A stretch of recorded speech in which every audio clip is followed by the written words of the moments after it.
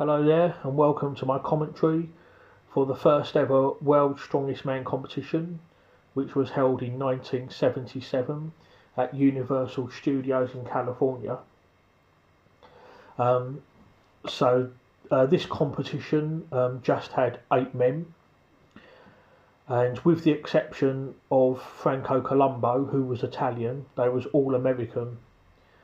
Um, as it was the first competition, there wasn't really much known, so a lot of them were invited on the recommendation of experts.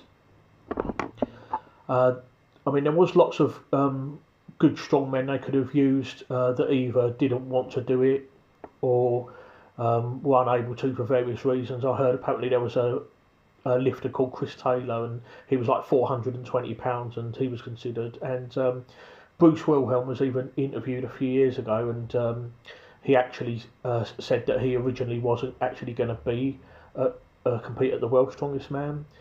He was there basically just to find guys that were there to compete. He was just brought in just to help find guys, really. But he actually did end up not just competing but even winning the whole event. So you've got Paul Anderson here with Brent Musburger, and he was the Commissioner of Power. Paul Anderson was known as one of the strongest men that ever lived, and I think if they'd have had World's Strongest Man in the 1960s, he definitely would have been the competitor, and almost certainly would have won as well. His feats of strength were legendary in the 1950s and 60s. So we're starting off here with this barrel lift, I should say. And Franco Columbu is the first to go. So Franco Columbu, he was the smallest man there. He was only 5'5", and he weighed 188 pounds. So the lightest guy too, and he's lifting this barrel that's 200 pounds. So this barrel is even heavier than he is, and it's very awkward to lift. I've actually lifted a 200-pound barrel myself, and so I can tell you that's not easy. And when I did it, it was just a barrel. It wasn't filled with lead shot on liquid and sand like what they're lifting now. So it was even harder for them than what it was for me.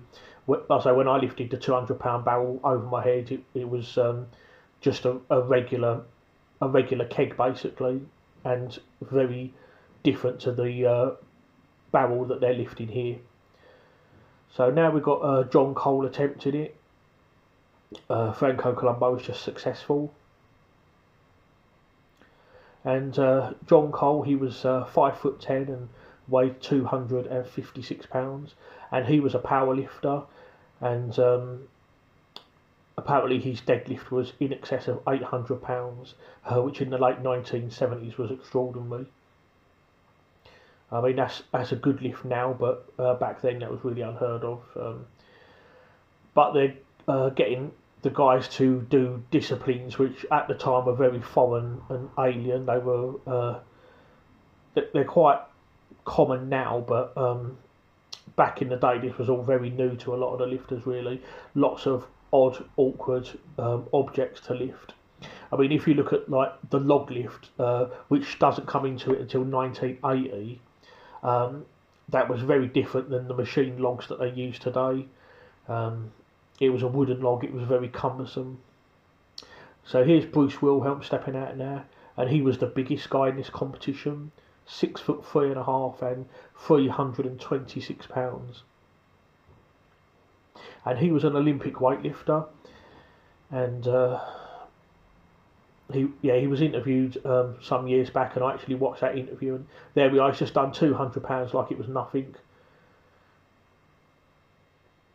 Bruce Wilhelm definitely very strong, and it'll be really interesting to see at the time, I suppose, who would win out of these guys, because you've got guys from all disciplines. You've got powerlifters, weightlifters, football players, even professional wrestlers. So now you've got Bob Young trying it. Bob Young, 6'1", 286 pounds. £284, and yeah, this, like I say, this must have been an outright struggle. I've only ever tried anything like this once really, and here comes Ken Patera now, 6'1", £286, and he was a professional wrestler. Actually, one of the earliest matches I ever saw was him wrestling Andre the Giant in 1985. And Ken Patera, a big guy, but Andre made him look small. And here's Lou Ferrigno now. Most of you will know him as the Incredible Hulk. I remember watching Incredible Hulk in the late 80s on telly when I was a kid. Lou Ferrigno, the tallest guy here, 6 feet 5 inches tall, £278.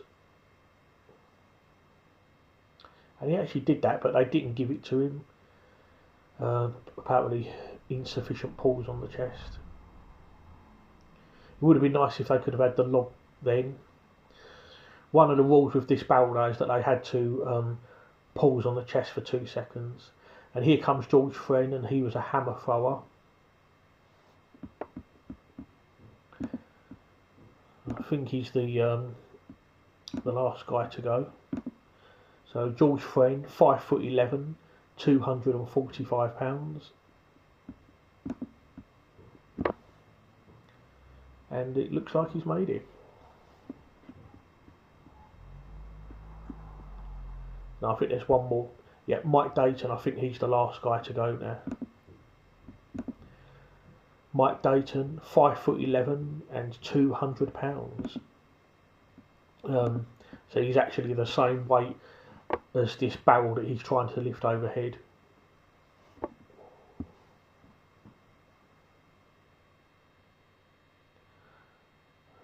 Not an easy one at all. Like I say, I've only ever done this once, and most competitions do start with an overhead lift now. So that's the end of the 200s.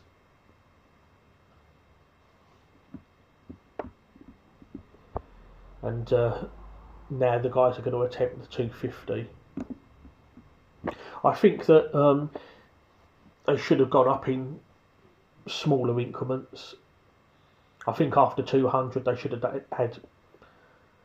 They could have gone like, I don't know, 220, 230, 240, something like that. I think that would have been better. Instead, they've literally just gone up in £50 jumps, 150, which everyone managed no problem. Then 200 and then 250, and Franco's just failed the 250. And here comes Bruce Wilhelm, and like I say, it's a hell of a jump, £50. I like this old West scenario they've got behind them. Literally on the film set there at Universal Studios, and you can see behind them where it was obviously used in lots of westerns. So here comes Bruce now tackling the 250, and even he struggled actually. He actually fails this a couple of times, but he's got a 90-second time limit to do it in. And he barely just makes it in time, literally with about 2 seconds left to go. You just got to stay calm and composed when you do this. Every single strongman competition I've done has always had an overhead to start with. That's usually the first event, but it wasn't always that way in World's Strongest Man. But it usually is now. Although sometimes they start with a medley. Although for the local comps that I do, it's normally an overhead. And here we go, and there we are. He's just made it with 2 seconds to go. And fortunately for him, he was the only man to lift a £250 barrel overhead. £250 barrel with liquid sloshing all over the place, making it very awkward and difficult to lift. £250, but it probably feels like 450. So here's Ken Patera now. I think he'd actually been an Olympic weightlifter in the early 1970s, and he was reportedly about 340 pounds then. But for this competition, he'd slimmed down to about 286. And then when he wrestled Andre the Giant in 1985, he was announced as weighing 267. and he's still around now. He's in his 80s,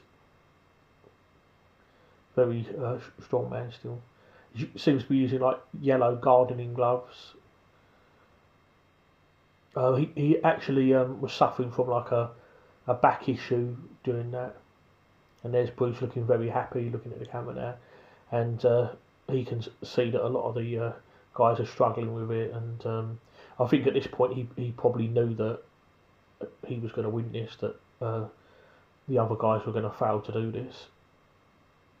And this overhead keg, they actually kept it in for the next two competitions. It was at the opening lift in 1978 and 1979. But by 1979, I think that they was actually up to £300 on this particular lift. And then there we are. George Fenner's failed, so Bruce Wilhelm has just been announced the winner of this event, and as you can see, he's nice and happy. By 1980, they'd introduced a log lift, which I'm happy about. I think that was a much better lift and a much better way to test strength. So you'll notice as well that the point system is a little bit different than it normally is. First place gets 10 points, second place gets 7, and then third place I think gets 4 points. So it's very, I mean now obviously first place gets 10 points, second place gets 9 points, third place gets 8 points, and so on. And if you actually fail to perform a lift, you get 0. So for this first competition, the points was actually quite different than it is now. Now they're doing the bar bend. I've actually tried that myself.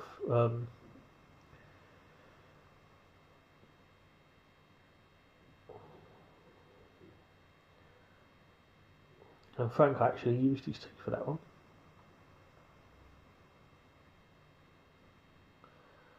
So Franco Colombo, he was a bodybuilder, born in 1941, the Sardinian strongman. He was from Sardinia in Italy. There's Hal Connolly, director of events, and he'd actually been he was actually Arnold Schwarzenegger's bodybuilding training partner and a good friend of Arnold. Franco Colombo passed away in 2019 at the age of 78. So half an inch now, and most of them seem to be doing okay. That seems to be no problem for most of them. Half an inch, quite easy. I've actually done that myself and I found it okay. The rules are the bar must be bent to within 1/8 of an inch. Sorry, it must come within 8 inches to qualify, and it looks like they've all done that. They're going to need a thicker bar.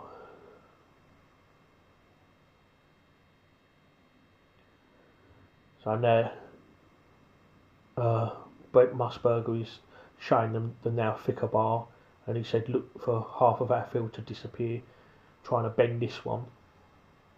So that's 5/8 of an inch. And you can see there the guys are definitely struggling. Even Lou Ferrigno, Ken Patil. So yeah, you got like George French has been qualified. So yeah, you got two bodybuilders there in Lou Ferrigno and Franco Colombo.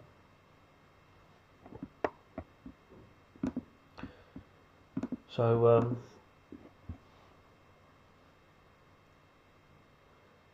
so talking about Lou Ferrigno, so as most people know, he played the Incredible Hulk on telly. Lou Ferrigno, 6'5", 278 pounds. He was born in 1951. So at the time of this commentary, he's now 74 years old, and he's still a strong guy. Apparently, even into his 50s, he was still benching over 500 pounds, I believe. And he actually did compete against Arnold Schwarzenegger in bodybuilding competitions. He probably would have gone on to have a better bodybuilding career, but his TV career intervened, and obviously TV pays much better, and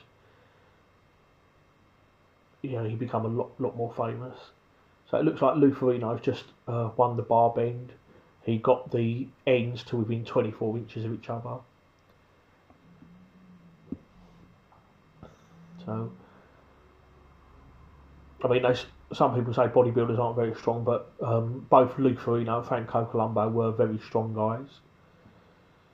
Apparently, Franco Columbu could deadlift 730 pounds, and for his size, that was incredibly strong.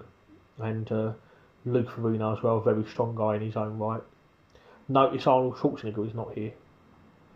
Arnold Schwarzenegger did not compete at World's Strongest Man. But Arnold was a very good bodybuilder. Just like Arnold, Lou would go on to have a good career in television, not so much movies though. So now we're moving on to the wrist roll, the third event.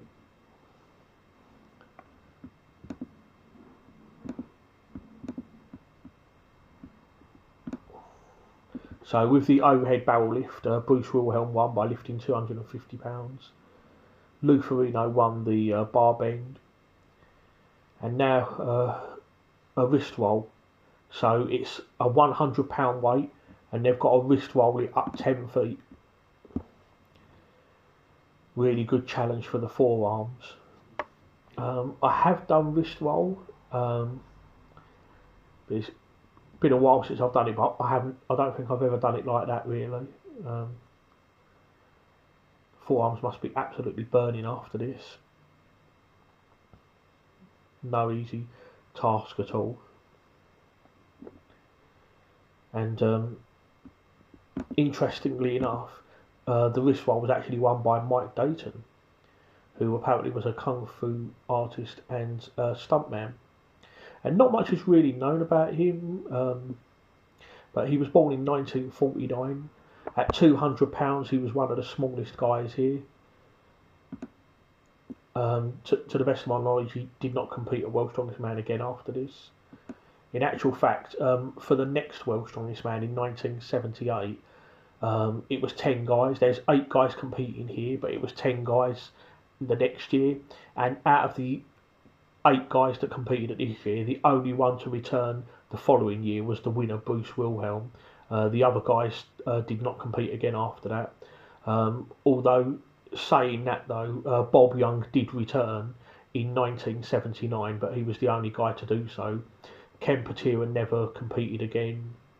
Neither did Franco Columbu, especially after that leg incident on the fridge carry, when he badly injured his leg. Apparently he was out for 3 years with an injury because of that. And Lou Ferrigno, of course, did not compete again. It was the only time. I wonder whether him being on the Incredible Hulk was one of the reasons why he did not return. And obviously Ken Patera was a wrestler, so maybe he was busy with his career. So yeah, Mike Dayton, the winner of that, in a time of 25.3 seconds.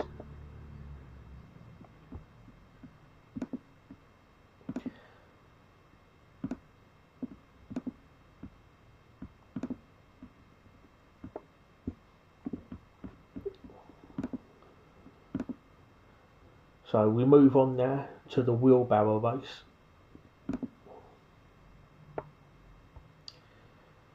And it's a 750 pound wheelbarrow. And they've got to push it up a 100 feet incline, and the incline is 9 degrees. So that's one thing that I've never done. That's never cropped up in any competitions that I've ever done. Couldn't have been. The thing with the wheelbarrow race as well is that it goes all over the place as well. It's like just pushing a super heavy trolley. Maybe I should go to Tesco's actually and load up a trolley with 750 pounds of shopping, and see if, and try pushing that, and seeing how far I get with that. Probably not very well. It's something I'd like to try though. They did put the weight of it up I think the wheelbarrow race, I think they kept that in up until 1981, 1982, something like that. I mean, you don't see it at World's Strongest Man now. But I suppose that's something I wouldn't mind trying. But yeah, it's probably a pain because obviously as you're pushing it along, it's not just the weight of it, but it just goes all over the place. One of the guys actually goes into another guy's lane actually because they're just so hard to control.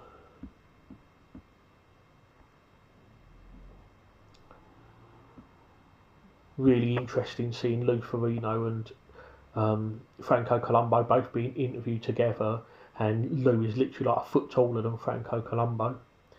Franco being 5'5" and Lou being 6'5". So yeah, the wheelbarrow race I'd like to give that a go. Definitely an awkward one, really.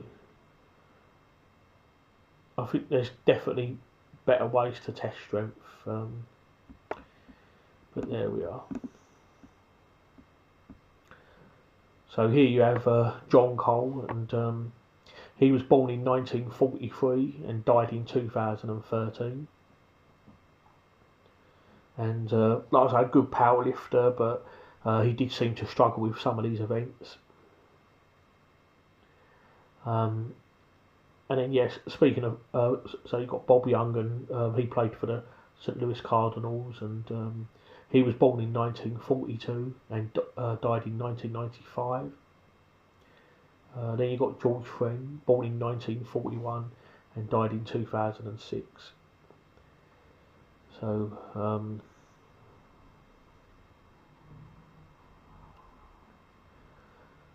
out of the 8 guys that competed at World's Strongest Man in 1977, 4 of them are no longer with us. So half the field have passed away. But this commentary is 2025. So in a couple of years, World's Strongest Man will actually celebrate its 50th anniversary.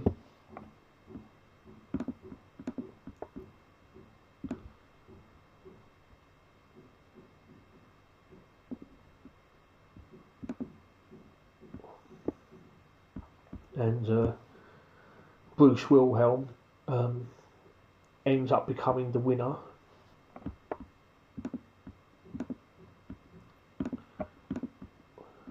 Of the wheelbarrow race.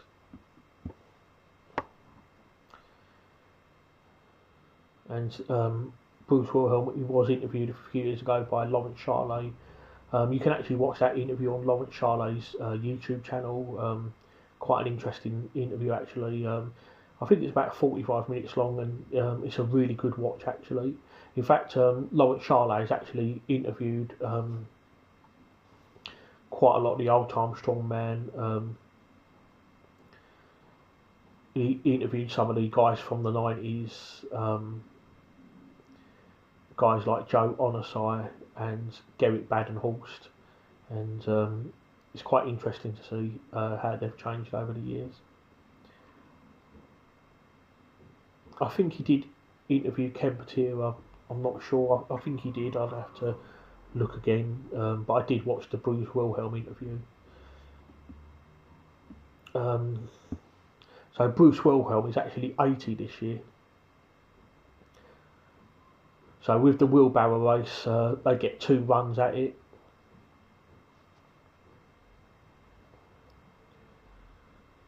As you can see, very difficult to control. They did a similar thing to this in, I think it was the 1984, where they have to push a sled actually, and I believe Jeff Capes won that. And so it was similar to this, but pushing a sled in the ice and all. 1984, that's the cold World's Strongest Man. That's the one where they do it in freezing cold temperatures, which I think was actually the only World's Strongest Man competition where they actually had to compete in the freezing cold.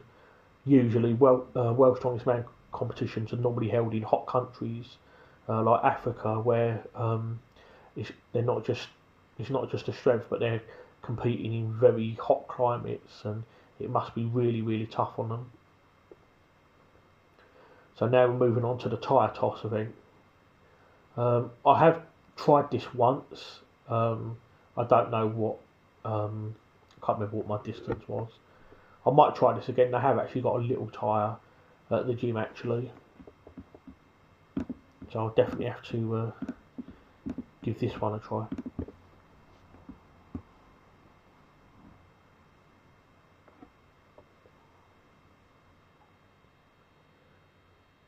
Can't really say if this is a good event or not. I mean, you never actually see this now. Normally you see like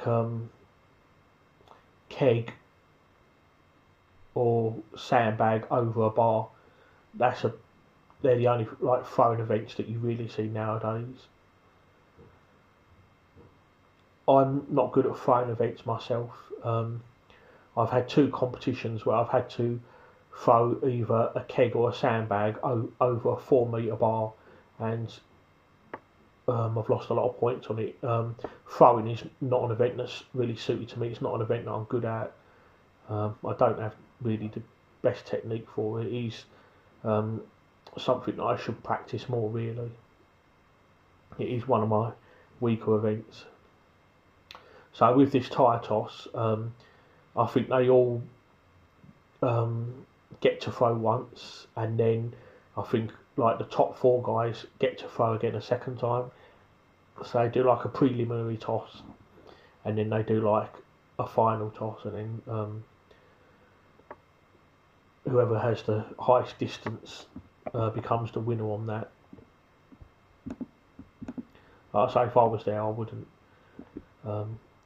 Now, George Friend was a hammer thrower, so you would expect him to actually win the tyre toss, but the event was actually won by Ken Patera, who actually scored 41 feet, 7 3/4 inches. So, I think George Friend came second on that, but yeah, surprisingly enough, Ken Patera actually won that event.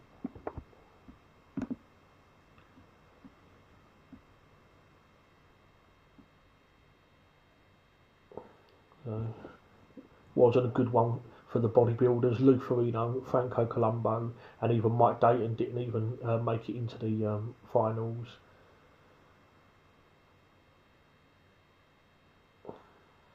This is something that really requires a lot of good technique.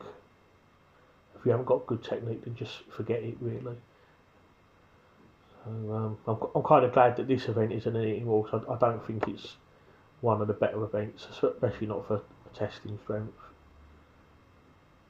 But I think by the early 1980s, they brought in the Highland Games toss over the bar, and that was an event that was usually won by either Bill Kazmaier or Geoff Capes. Geoff Capes was a shot putter, so naturally you'd expect him to be very good at this sort of thing. Geoff Capes doesn't come into it until 1980, and Bill Kazmaier appears in 1979. Although he would not win until 1980, and then Geoff Capes, of course, would not win until 1983.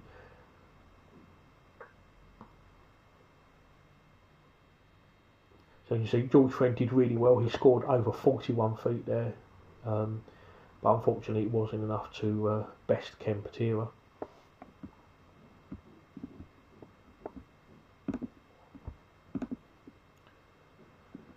So the next event is the tram pull. The tram is £8,400.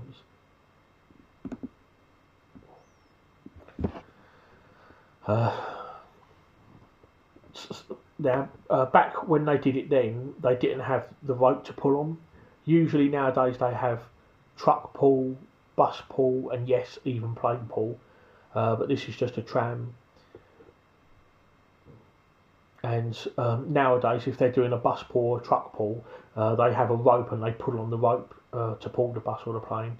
But back then, didn't have a rope, so they literally just crawled on all fours, or some of them would do it standing up and would just try to pull the tram as hard as they possibly can.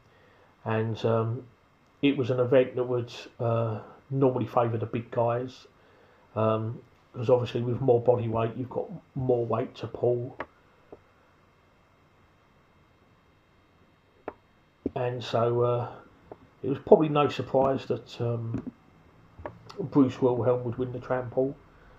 which he did at 326 pounds. He was the heaviest guy there.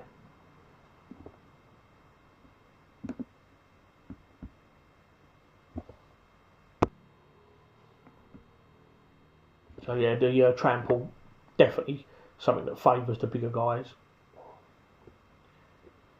I've not done a bus or a truck pull in a competition, but I did pull a truck once. It was a 10-ton truck, and I actually found it quite easy. I can't remember what the distance was. I don't think it was even timed actually, but I do remember doing it quite quick. I've never had it in a competition, but I do think it is an event that I probably would be good at. I weigh about 320 pounds myself, so it's something I'd like to do, and I would like to do a truck pull at some point. Or even, I mean, in the early 2000s, they even had a train pull actually, and they would actually modify the track and put like a little mini ladder in there, so the guys could actually, instead of using a rope, they could actually pull on the rungs of the ladder actually and pull the train along. So Bruce Wilhelms just won another event, and he done the tramp pull in 14 seconds.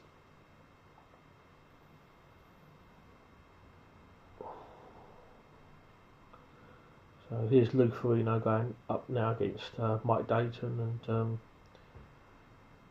interesting enough, I think Mike's actually won that one ahead of Lou Ferrigno, but Bruce Wilhelm won the whole event.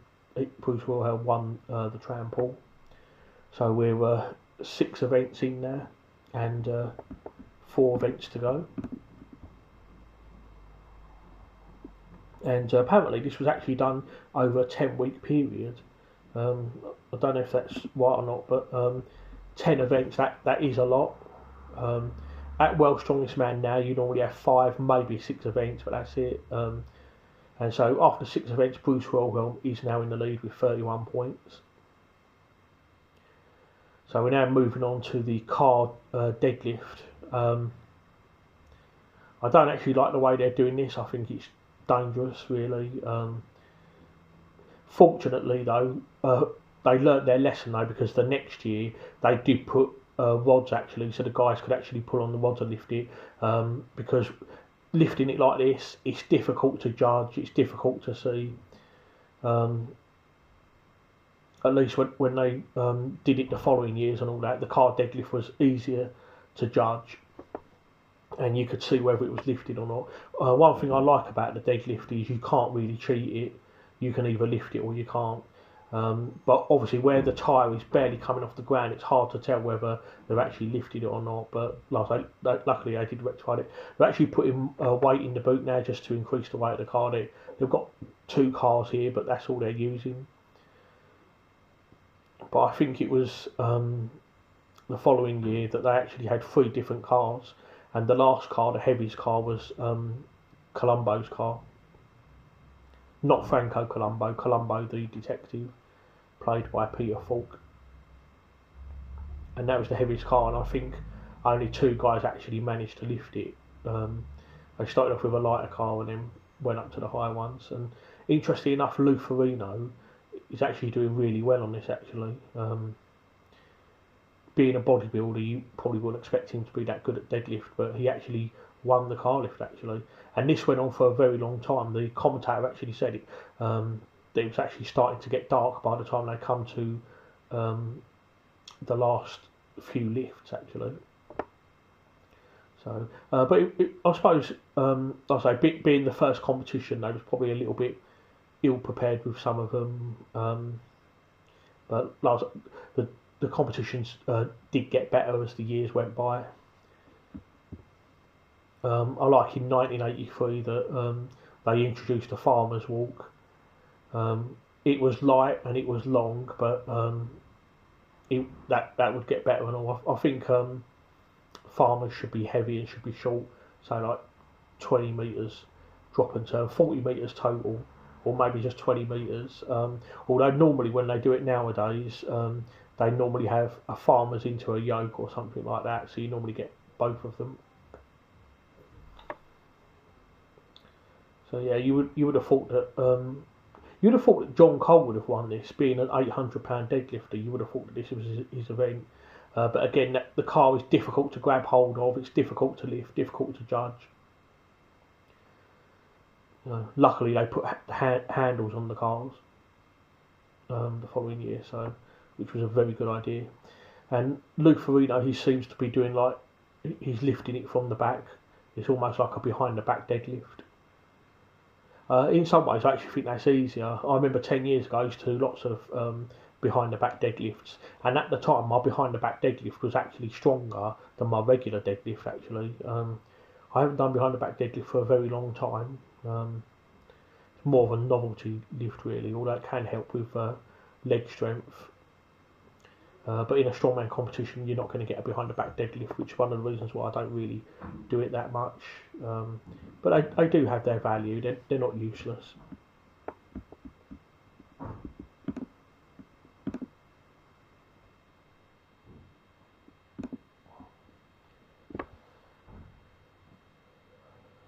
Usually when they have a car deadlift now, to save time, it's normally the same weight for everyone, and then it's full reps.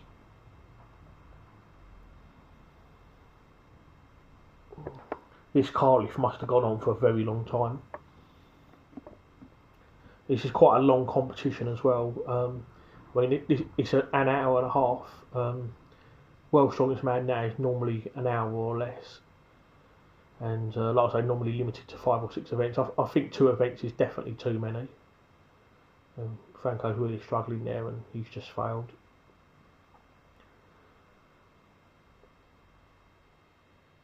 The only thing I suppose that would give him a bit of an advantage really is the fact that he's only 5'5". Very strong guy, Franco Colombo. Apparently he could actually, I think his squat was 600-700, and he could actually bench press over £500, which was actually absolutely phenomenal. And Lou Ferrigno only just managed to lift that car. So here's John Cole giving it a try. As I said, you'd expect him to actually do well at this event.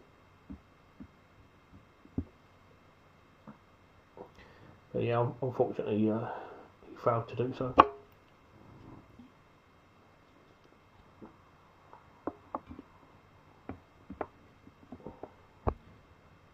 So with his failure, Lou Ferrigno goes on to win the whole event at £2,684. And you can see in the background that it's starting to get dark there. Luckily, this was the last lift, and Lou was successful. So another event win for Lou Ferrigno. He actually won 2 events. He won the bar bend and then, of course, the car lift. So that's your deadlift, and then moving on to the next event, which they called a girl lift, and it was basically just a squat lift in a power rack. Sorry, a squat lift in a Smith machine rack, basically. I suppose for safety reasons they didn't really want them to use a barbell. When they do squat in World's Strongest Man now, it's normally a barbell to the pads, and the weight is usually 700 to 750 pounds. So after 7 events, Bruce Wilhelm's still in the lead, but Lou Ferrigno in second place.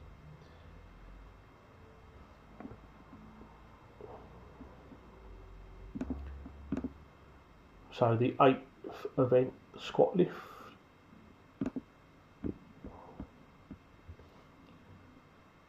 In a Smith machine.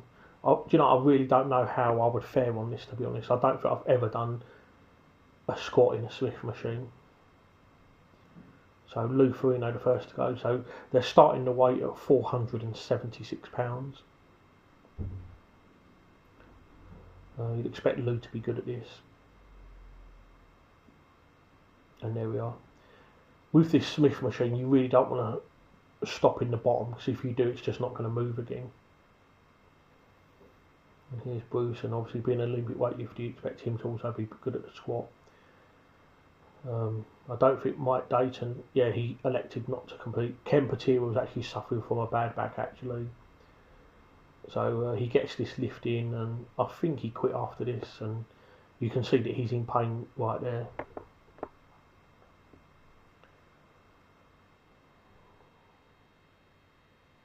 So here comes the next guy, John Cole, and being a powerlifter, you'd expect him to be good at this as well. I suppose in a way it's easy to judge because you know where the hole is, and like I say, you can either do it or you can't. With a barbell, they can always cut it high, but then that's why they have the pads at World's Strongest Man now, so that the bar has to hit the pads, and if it doesn't, then it's not counted. So at least with the pads, you know that it's easy to judge where depth is. Franco Colombo, very good squatter, so again, he'd be good at this.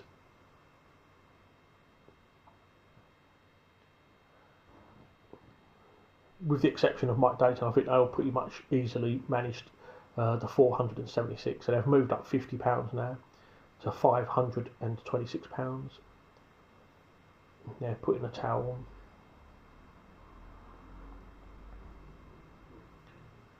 Yeah, I might actually. Lou Ferrigno's just failed at 526. And here comes Bruce. So I might actually give this a try just to see how I get on with this. Bruce Wilhelm, he actually stopped at the bottom, but was luckily able to power out. That's very good strength because, like I say, once it gets stuck at the bottom, it's very difficult to come back out again. There's John Cole, and easily does it as you'd expect, being a good power lifter. And Bob Young, football player, but also a very strong squatter, successful at 526. Now here comes Franco Colombo. Can he do it as well? He does. So now we move on.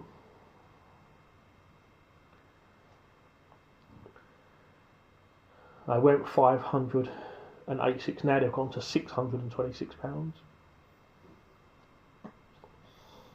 I think this is the final lift, but again, as the years went on, this weight would easily go up. I think £626 is as far as they went this year. And no, unfortunately, John Cole has failed. He got stuck in the hole and unfortunately wasn't able to overcome it. And that's it, it's all over.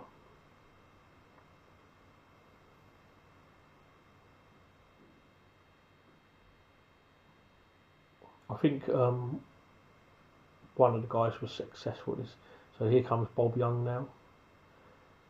And yep, successful at 626. Now here comes Franco Colombo attempting it. Got that towel. I'd be wearing a towel as well, if it were me, to protect my neck, back. No, Franco's got stuck, so he's failed it as well. So Bob Young is the winner of the squat lift. I actually would have expected either Bruce Wilhelm to win that or John Cole. Because Olympic weightlifters are normally good squatters and they do lots of squats. Okay, here we are now. Event number 9, the fridge carry. So the fridge weighs about £400 and it's an early version of the yoke basically.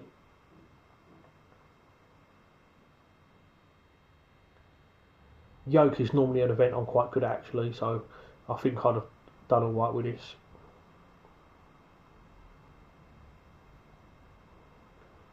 And interestingly enough, Mike Dayton has just beaten Lou Ferrigno in the refrigerator race. Now here comes Ken Patera. So, he's going on his own. Time to beat 17.4.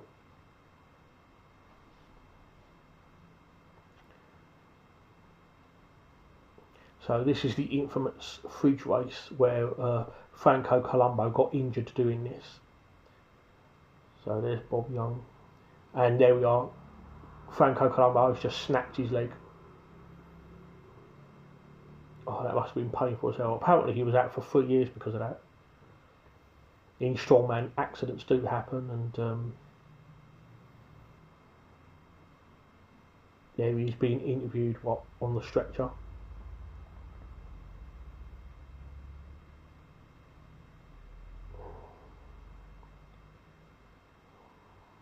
My God, that must have been incredibly painful.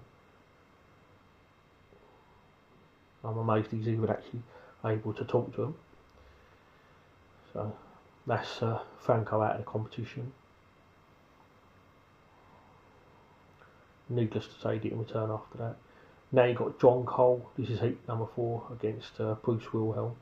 Luckily, they did make this safer. The yoke is a lot safer now. So obviously, if you can't do it, you can just put it down. It's quite difficult to get hurt in the yoke now.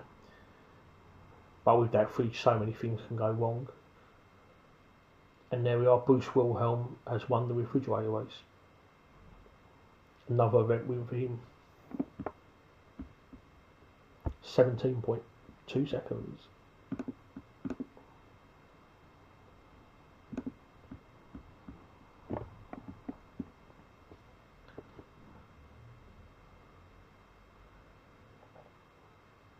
So after 9 events, Bruce Wilhelm is in the lead, Bob Young in second, Ken Patera in third, and Lou Ferrigno in 4th place. So the top 4 guys are now going to do this tug of war, and it's looking good for Bruce Wilhelm. So tug of war right outside the old saloon. I have done a tug of war actually. I've beaten people at that, and I've been beaten at that. There was a guy down the gym I did a tug of war with actually, and he weighed 170 kilos. So this is definitely one of the events where being heavier will give you an advantage. I believe that's why the 170 kilo guy beat me, because he did have a 25 kilo weight advantage over me, and I made the mistake as well of taking my shoes off as well. Not to make any excuses, but I should have just kept my shoes on. So Bob Young has just beaten Lou Ferrigno. Lou should have just got mad, and then he'd have turned green, and then he could have used his Hulk strength and won.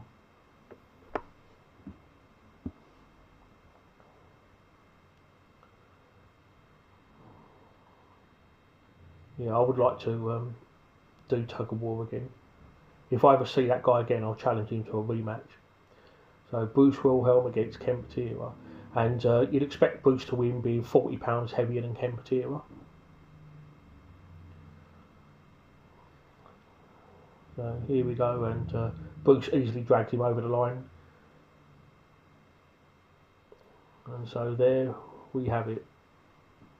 Bruce Wilhelm has won that event.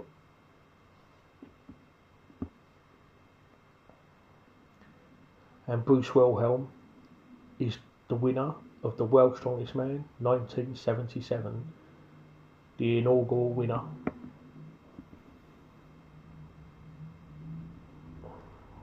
I bet he didn't expect that.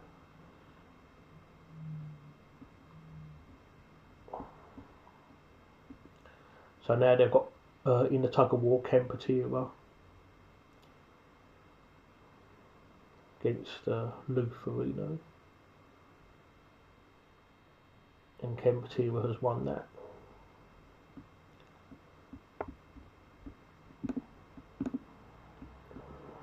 So, World's Strongest Man, final standings. In first place, Bruce Wilhelm with 63.25 points. In second place, Bob Young with 43.25 points. Third place, Ken Patera, 34 points. Fourth place, Lou Ferrigno with 27.5 points. Franco Colombo, 23.25 points. John Cole, 21.5 points. Seventh place, Mike Dayton, 19.25 points. And in 8th place, George Friend with 10 points. So, coming to the end now of the World's Strongest Man 1977. I hope that I've given a little bit of insight and information. and hope you've enjoyed this commentary. Really nice to see this again after a few years of not seeing it actually, and it's really interesting how it has evolved and changed over the years. And like I say, World's Strongest Man will be celebrating its 50th anniversary in 1977, so it'll be interesting to see what they do for World's Strongest Man in 2027 as a way of celebrating half a century of World's Strongest Man. It'll be interesting to see that. Okay, so thank you guys for listening. I'm going to sign off now. Thank you very much for joining me, and see you soon.